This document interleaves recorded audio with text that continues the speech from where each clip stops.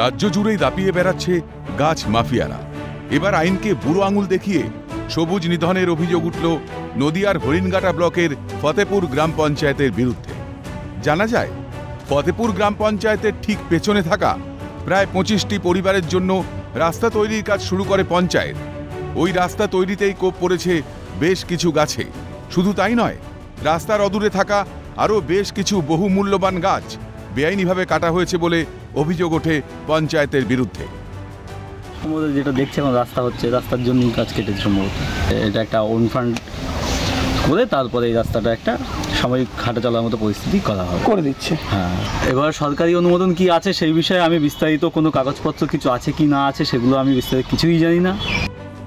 অনুমোদন ছাড়াই গাছ কাটা হয়েছে বলে অভিযোগ বন দপ্তরের।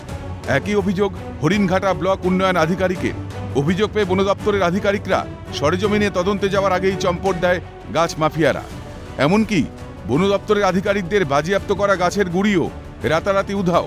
কে বা কারা সরিয়েছে ওই গুঁড়িগুলি তা জানা না গেলেও সমগ্র ঘটনায় আঙুল উঠেছে ফতেপুর গ্রাম পঞ্চায়েতের দিকেই।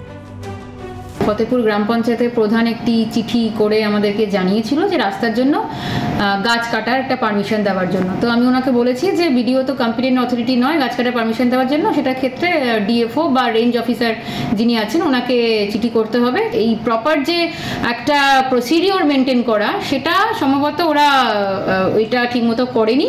84 এই গাছগুলো আমাদের কোনো পারমিশন ছাড়াই কাটা হয়েছে।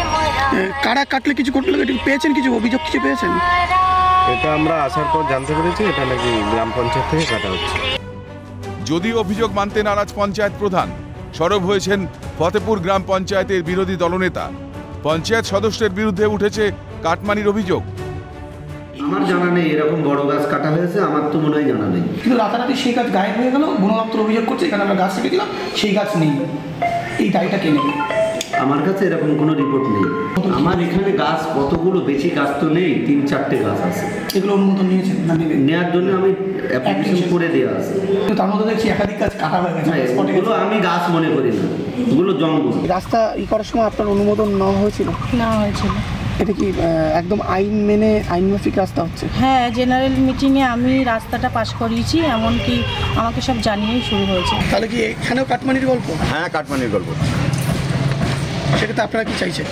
আমরা চাইছি এটা যেন তদন্ত হোক।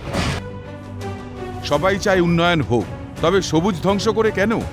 তবে কি উন্নয়নের নামে বড়সড় দুর্নীতির চক্র চলছে? উঠছে প্রশ্ন। নদিয়া থেকে সুবীর দাসের রিপোর্ট, ক্যালকাটা নিউজ।